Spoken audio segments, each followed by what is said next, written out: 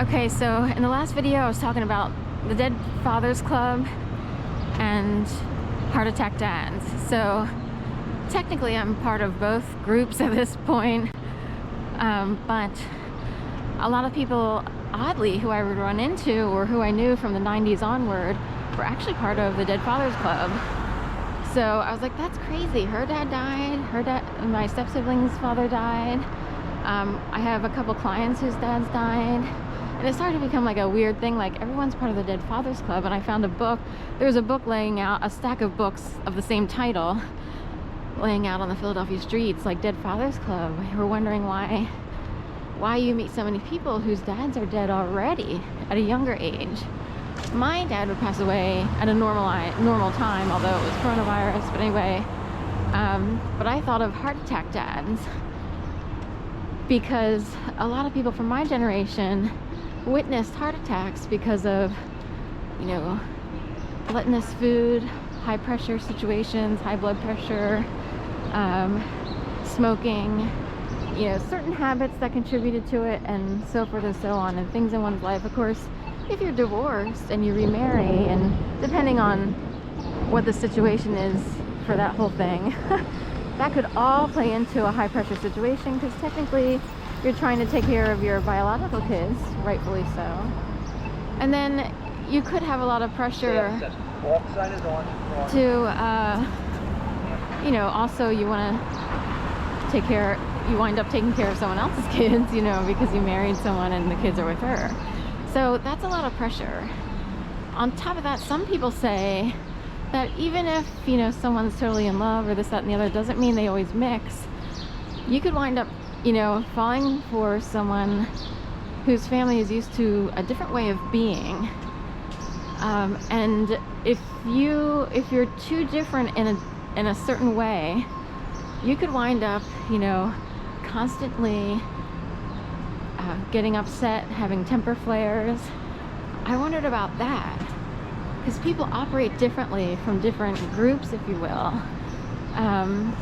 Say an Italian marries an Irish person or similar, and, you know, there are control issues and this, that, and the other, and someone winds up having a heart attack just because they're constantly agitated by people who they even love, if you will. I thought about that.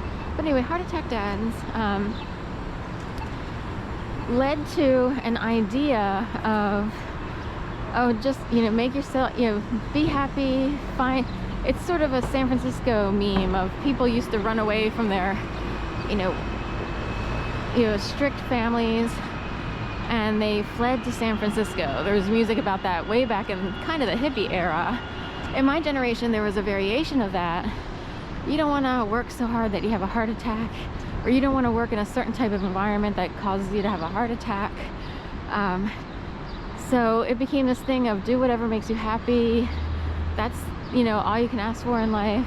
The problem is it could have driven people into occupations. Looks like there's some blinkiness going on, but I see a some sort of lift over there. But anyway, it could look like an alarm went off here, but it's hard to tell. So there's a huge generation of people who heard over and over, just do what makes you happy, you know, I'm happy if you're happy. The thing is, long term, it does matter how comfortable you are when you're older. So hopefully the right amount of money is there to help people feel safe. And in my generation, moms and dads had to work in certain capacities in order to have a paycheck that came in. So which is better, the high stress job, or, you know what I mean? And then feeling secure in your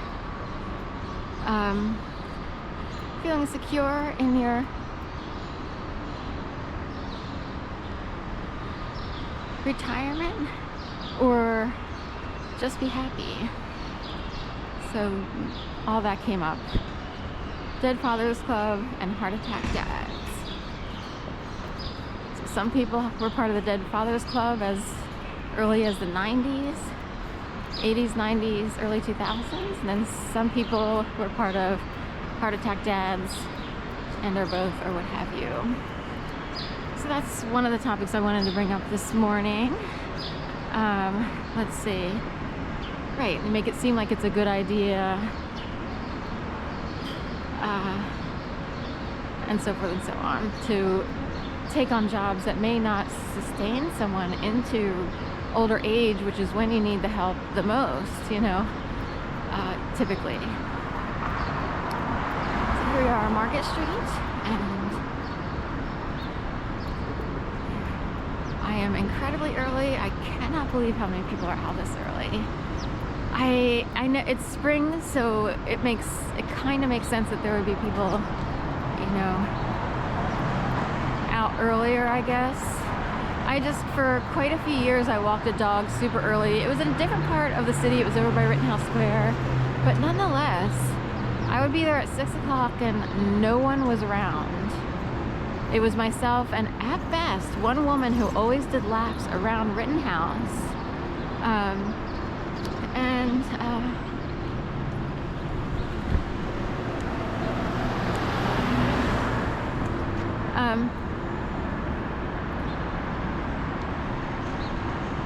And this woman would do, say 5 laps around Rittenhouse Square, and I kind of recognized her as someone from, I still see her on the street and stuff like that. But that truck sounds like a bus, a Dodge. So say you're standing in the bike lane, all of a sudden you hear that, and you're like, oh my gosh, but it's only a truck.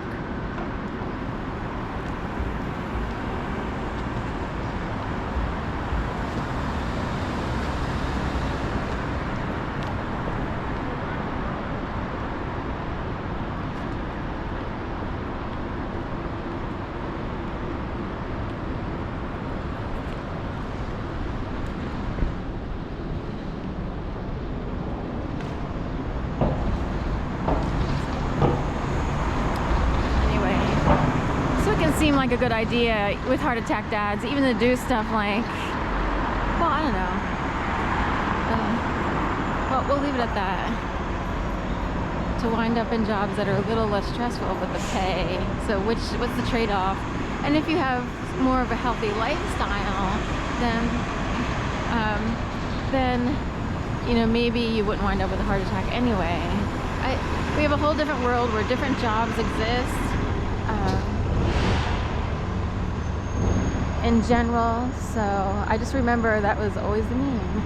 Do what makes you happy, do what makes you happy, do what makes you happy. Just as long as you're happy, we're happy, happy, happy, happy.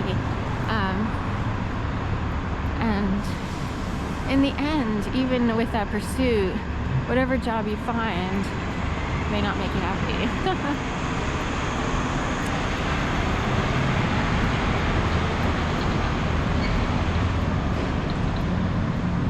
So I'm into the second video here, and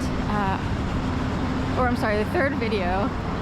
For 2 videos this morning, I was talking about heart attack dads or the Dead Fathers Club and finding work that makes you happy so that you don't wind up in the same position as your dad, the stereotypical dad did who was under pressure. But in this video, I want to talk about ducking and weaving lasers